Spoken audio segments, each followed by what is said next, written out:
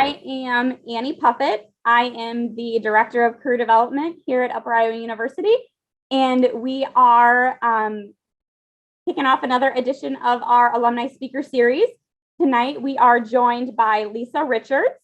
She is a 1993 alum from the Fayette campus, majoring in marketing and psychology. And so Dr. Duffy was unable to join us this evening, but on behalf of Dr. Duffy and the university community, Lisa, I'd like to welcome you to our March talk for the Alumni Speaker Series, which we are also collaborating with for Women's History Month. So we wanted to bring you online tonight for that. So I know that there are several things that you wanted to talk about this evening. So I would just like to remind everyone who's watching us online that if you have any questions throughout the evening as we're talking with Lisa, please feel free to drop them in the comment section. And this is also being recorded, and it will be put on our Alumni Speaker Series page so that individuals can watch the playback later as well. So like I said, I know there's a lot of things you wanted to talk about tonight, but first, why don't you just tell us a little bit about yourself? Absolutely. Well, first, thank you very much for having me. I really appreciate it. I absolutely love Upper Iowa and what it did in my life and what it's doing for all the students that have gone through there and that are there now. So a little about me. I am married to Steve. We have 4 daughters. 3 of them are married. We are lucky to have 2 grandbabies, 2 granddaughters, actually. One here in Oklahoma with us, and then one in Alabama.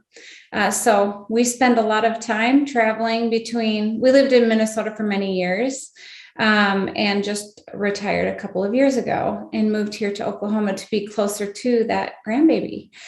So that's been a lot of fun for us. And for my career, before retiring, both my husband and I we worked at a hearing aid manufacturing company for over 25 years. I held many roles. It was so fun.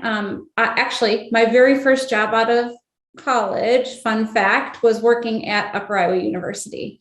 So I worked at Upper Iowa as an admission counselor, traveling around, talking to students all over, encouraging them to go to school. So I kind of feel like I had a backstory that if I could go to college, pretty much anyone can make it to college. I left home while I was in high school and pretty much could have taken a total different path. But due to some pretty amazing people that were planted in my life, my path took me to Upper Iowa, in which I am so incredibly thankful.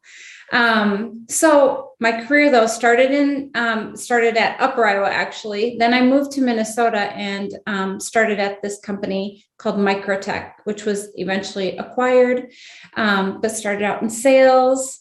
Then I was national sales manager. Then I moved into director of network development, which is working with all of our contracted partners. Then I took a switch in my career and went and ran our customer relations division. And then for a while, I was vice president of sales and customer relations for the organization, and then moved into finishing up my career with a role that was kind of created from ground up. So created a complete customer experience culture at the organization. So I was chief experience officer, really being the customer advocate for the organization throughout the world. So it was a really exciting and fun career. And like I said, it afforded me to do a lot of different things, coach and lead hundreds of people, and travel the world, lots of amazing experiences, doing really good work, changing lives, which was such a fun experience. And then like I said, retired before COVID. I'm actually, I don't know, God must just really give favor to me because I did not have to deal with some of the trials and tribulations that the company had to go through during that time frame. And then just most recently, I decided to start doing a little consulting. So started working with an organization that started out with 2 offices years ago and has jumped up to 92 offices. And so basically helping that organization with some of their operationalizing some of their their processes and working with them on leveling up in their talent management area. So lots of opportunities and lots of experience in the past. And it's been just fun to be on that continued learning journey. So wonderful. And I know you're going to share some of those experiences with us yeah. this call this evening. So we're just going to get right into that. I know one of the main things that you wanted to share with individuals tonight is the lessons that you have learned while leading people. So can you talk briefly about what it means to you to be a leader and maybe how Upper Iowa had an impact on helping you become a leader? Absolutely. Absolutely. Well, I think my definition of leadership is oversimplified, perhaps, because I just say to be a leader, you have to have followers. And that's simply stated. You can't be a leader without followers. But if you look at that in a more complex fashion, basically your ability or my ability to develop people and empower them and help them become the best version of themselves is leadership. And that's basically what I lived by and tried to work through with all the people that I interacted with. Of course, you have to have strategic vision. You have to have a sense of curiosity. You have to have all these skills and traits to be a great leader. But basically, I found a lot of that at Upper Iowa. As I mentioned, I was probably an unlikely candidate to go to college. And when I got there, I will tell you that all the leaders there did exactly what I want to do for the teams that I work with. And that I felt poured into, I felt seen, I felt heard, I felt empowered. It was just such a cool experience, whether, and I could name so many names, but like I majored in marketing at the time. Victor Clark was there. And I just think of all the opportunities and expectations that he had of me and how he pushed me. There was this voting situation happening where they needed somebody to go to the polling area, and he put that on my shoulders and said, I think you could do great at it. I'm like, I don't even know what to do. But the whole point is, good leaders are going to push you out of your comfort zone a little bit and not let you stay complacent and challenge you and give you all the encouragement that you can do it. So for that, I'm so thankful. There's so many people, whether it be Louise Scott or, her caring and concern and being there for the team, everybody on the team. I would say another person that just impacted my life greatly was Jo Van Buskirk. She led the Alumni division, and that was my first, basically my internship. And I don't know if the phone-a-thon is still going today, but that I partnered up with one other individual and together we created that. So it was everything from creating the scripts to figuring out who to call to hiring the people. So just in that whole experience, the leadership opportunities were immense. So that was a really fun time. But she continues to be a dear friend of mine today. As a matter of fact, I'm flying to Vermont to go stay with her on Tuesday. So we've continued our relationship throughout all of these years because she just showed me kindness, generosity, just all kinds of love, and just, I don't know, just as an incredible role model in my life. So, but there were, and I have to give a shout out too. At Upper Iowa, not only do you get the leadership skills, maybe they're right on campus, but I also worked at the pharmacy in town. And I will say that Jeff Scott, some of the things that I learned from him, he's the owner, I think he still is. Mm-hmm. I mean, just the things that I learned from him, literally, like he saved me thousands of dollars because he was open enough to share what an amortization sheet was on my loan. Like little things like that have just changed my life and helped me be more financially responsible. And anyway, I could just give tons of examples. There's just so many people that showed and displayed leadership to me. So, and that's great that you still have those connections with some of those individuals now. Yeah. In fact, Louise Scott was one of them that provided me your information that you really need to talk with Lisa. I think she would be really great for this. So That's sweet. Louise is in a class all of herself. Okay. One of the things that we emphasize within our office is the importance of knowing oneself, and that it's going to help you be successful in your respective careers. Excuse me. You have 3 areas in which people can either be helpful or detrimental to their own success: having the right mindset, taking action, and knowing who you are and continuing to grow. Can you talk about the first one for us as to what it means to you to have the right mindset? Okay, sure. Wow, this is so critical. Your mind is your weapon, right? It can be your weapon for good or your weapon for bad. I just think about, and this is my kids, if they see this, they're going to say, oh my goodness, Mom, I'm so tired of hearing this. But it's so fun though, because today I hear them repeating the same things. And I truly believe your mind is everything. So what you look for, you'll find every single time. And I feel like there are people that I had a chance to work with, and they looked for the negative. Like they tended to draw toward the negative, bring it up on a regular basis. And gosh, if you look for the negative, you'll find it every single time. Change the channel, look for the positive. It's there as well. And so I just really did a lot of coaching and developing around that piece of mindset. I also believe that if you want to be a leader, and a leader isn't a title, it's something you do. You can lead from any position, any seat. And I feel that one of the key ways you can do that is by giving energy rather than taking it.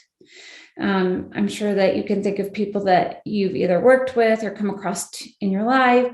And, some people take energy and some people give it. So be a giver of energy. The team that I worked with, or the teams I've led over time, often in kindergarten, the golden rule is to treat others like you wish to be treated. And we had a separate golden rule, I guess, on the teams that I led. And that was always pass all the negatives up and pass the positives down and around. Like share positive every chance you can get.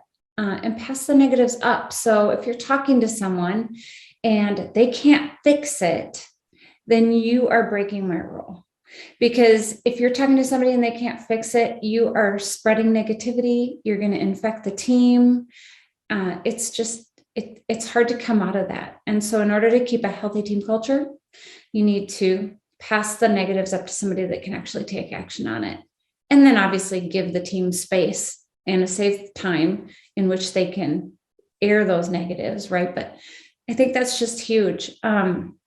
Another thing on mindset that I think is really powerful is imposter syndrome. I don't know if everyone's heard of that, but it can be such a detrimental piece in somebody's career, because sometimes imposter syndrome is where you are sitting there in the table or in the room and you feel like you don't belong.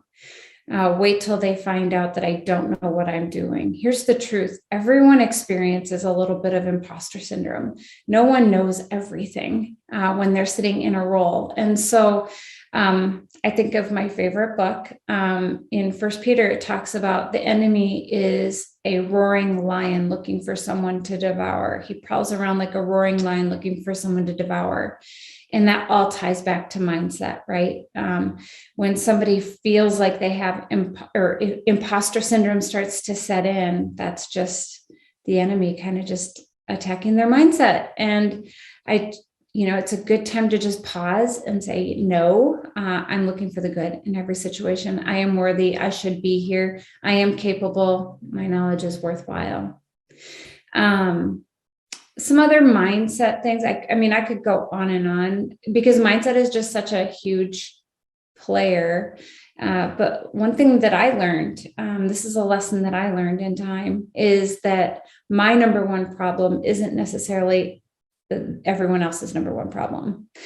So I tend to be a driver, like, let's get things done. Let's move. And I will go in and ask other people to do things. And I need to, take a step back and have an appreciation to understand what are all the tasks. what are all the things that need to get accomplished and where can that fit in and what has to come off as a result of it. But my mindset is not to get offended when somebody else has to figure that piece out on their end.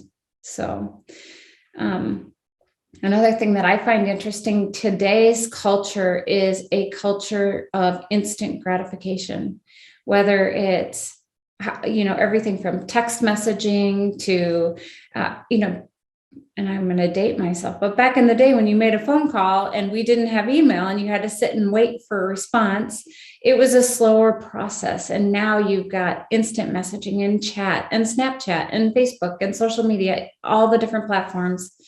And my kids will worry if I've not read I've left them unread or something along those lines. And it's such a culture of instant gratification. And I think that once you get into the workplace, you need to be aware that things don't move that instantaneously. And so to just take a deep breath and realize, don't let your mindset get in the way, and clarify. So when in doubt, like if you're feeling like you're not being heard immediately, take a breath and maybe give it a little bit of time. And then also do your part and do the clarification rather than assume. So, and then I think another piece to be aware of is how you react to change is going to ultimately, it's going to determine your growth.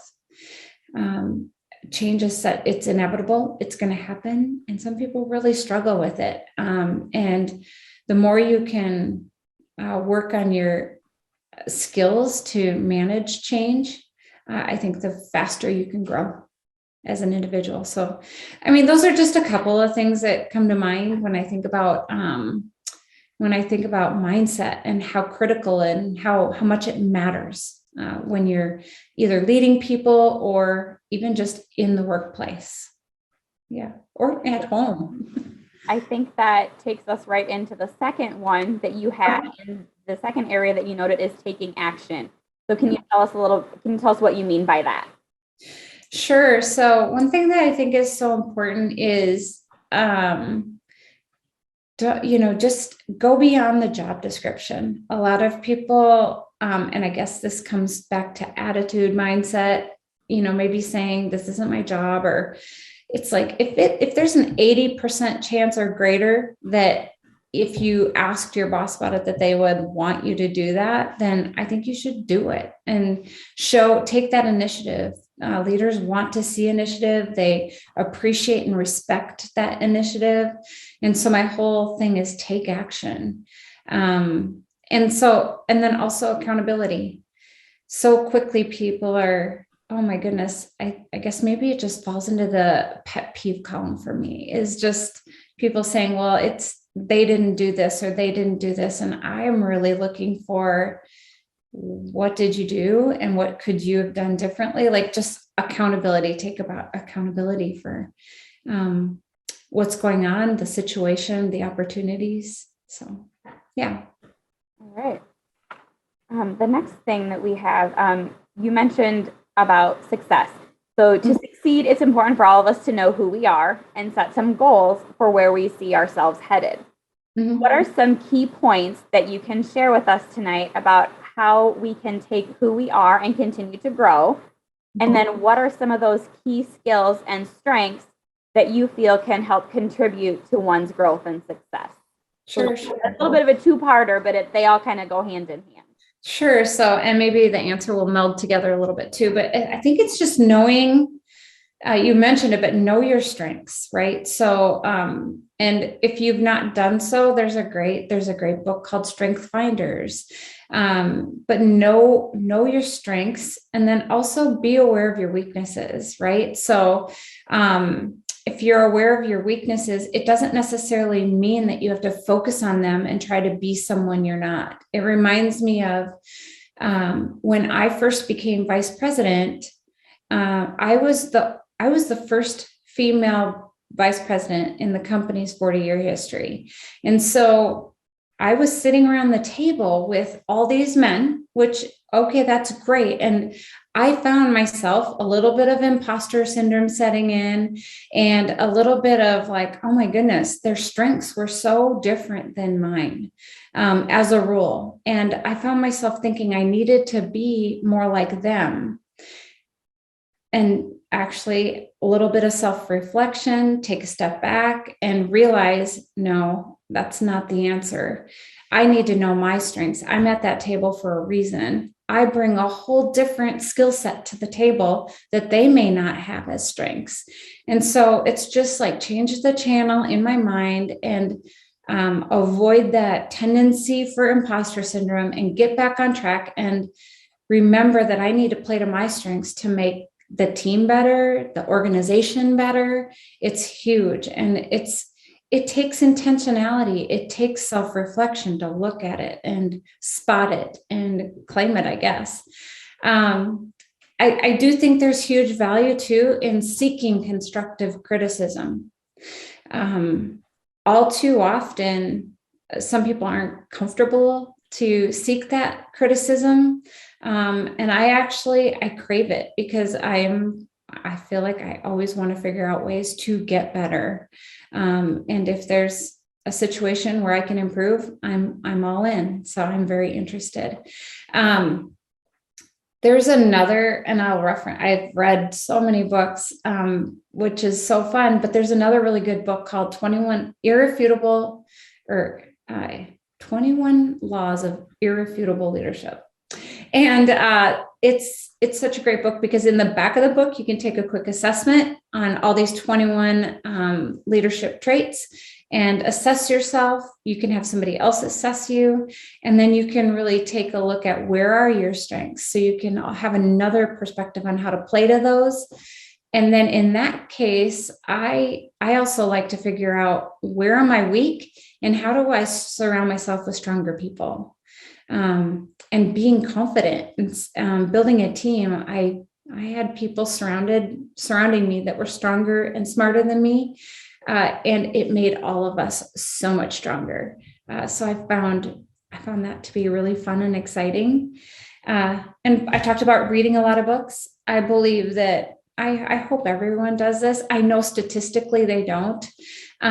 Very small percentage actually invest in themselves, consistently reading books or going to classes or just doing that extra studying. Now, I know that a lot of these folks are just coming out of school, so they're like, I'm done. I've spent lots of time studying. I've arrived. And it's like, you've not arrived. You get to be a lifelong learner. And so take the break that's necessary, but get back into it and make sure that you're investing in yourself and honing in on those skills.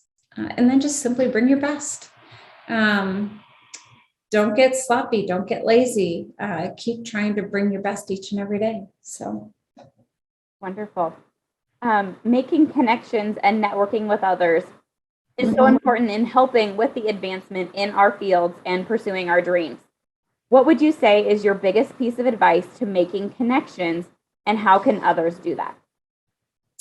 Well, it kind of goes back to taking action, and I would say just do it, right? So when in doubt, if you have a field of study that you're interested in, reach out to them.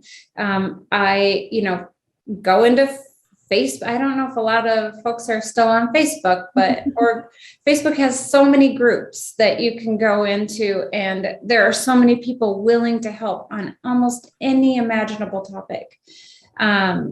And then I think that it's just, don't self-eliminate. So when there's an opportunity that you are interested in, I'll give a recent example of my daughter, Riley. She was applying for a job. She's in college, and she got her CNA license while she was in school. And there happened to be a position open for an ICU, neuro something ICU tech. And she's like, well, I'm not qualified for it. And it's like, well, the qualification was CNA and then all these other years of experience. But I said, apply for the job, try and talk to them, and they may find that you're trainable, or, just don't self-eliminate. And so she applied for the job and got hired on the spot. So many people do not apply for the job. And I'll speak to women. It's Women's History Month. Honestly, this is a bigger problem for females than males. Statistically, a female feels like they need to be 85% qualified for the job to apply for it, where a male only feels like they need to have 15% of the qualifications to apply for the job. Now, I also have heard 80% of statistics are made up, but I've read that, and I think that it sticks with me, and it feels right that so many people do just self-eliminate. And I think that it's a big opportunity to give it a shot. And like I said, take action, just go out to people.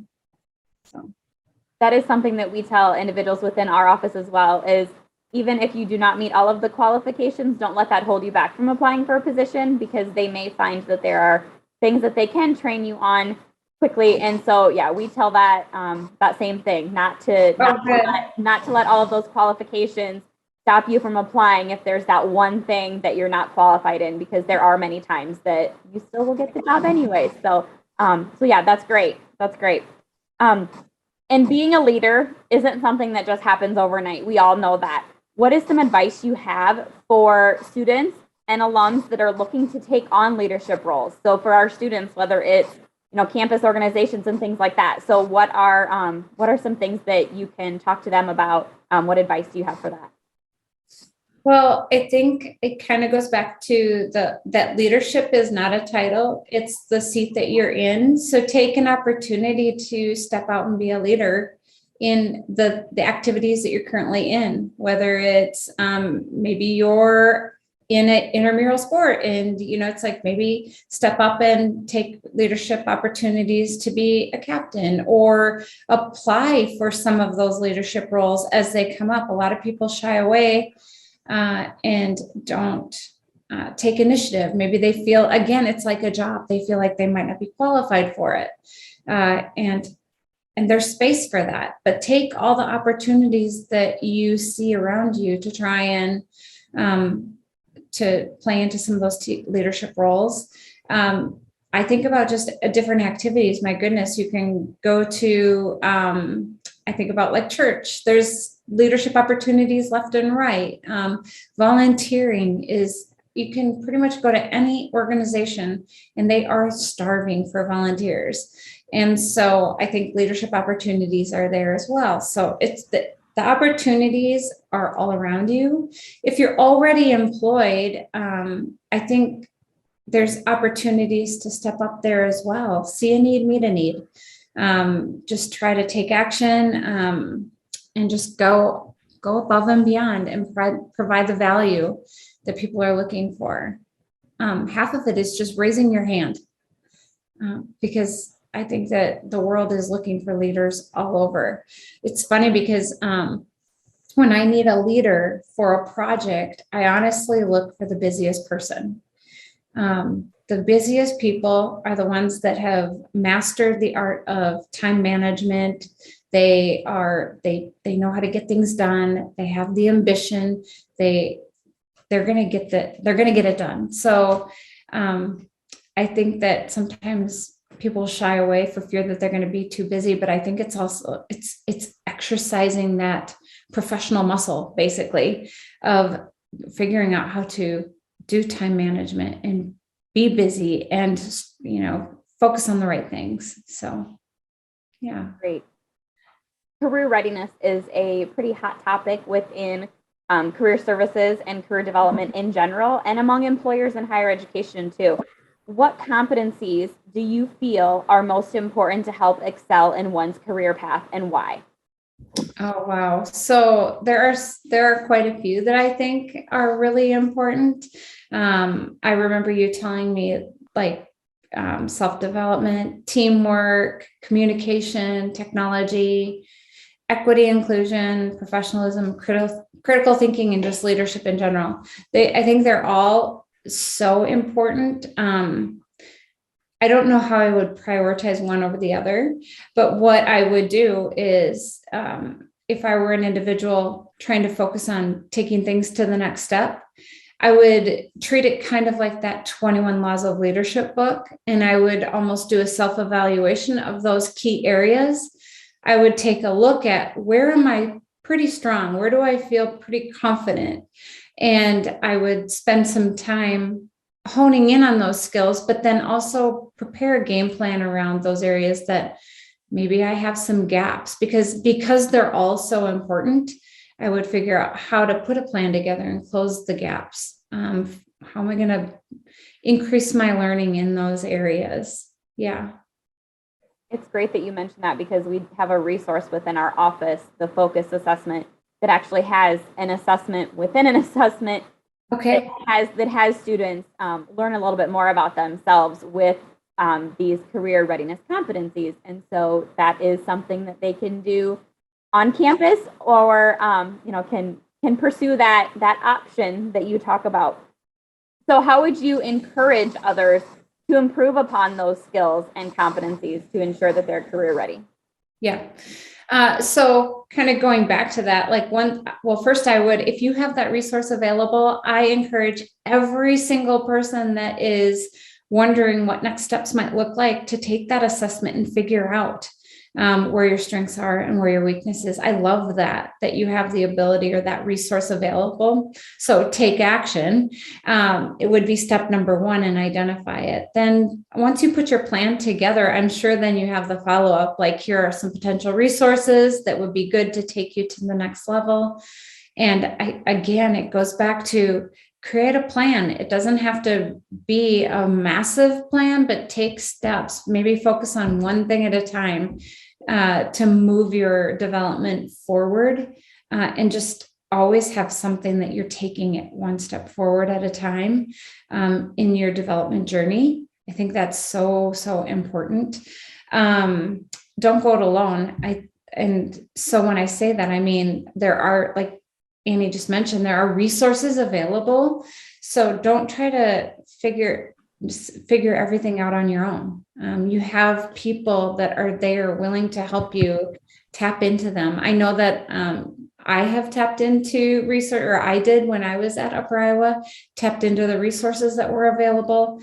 I think it's incredibly helpful, and probably one of the key reasons that I ended up with a job at Upper Iowa before I even graduated.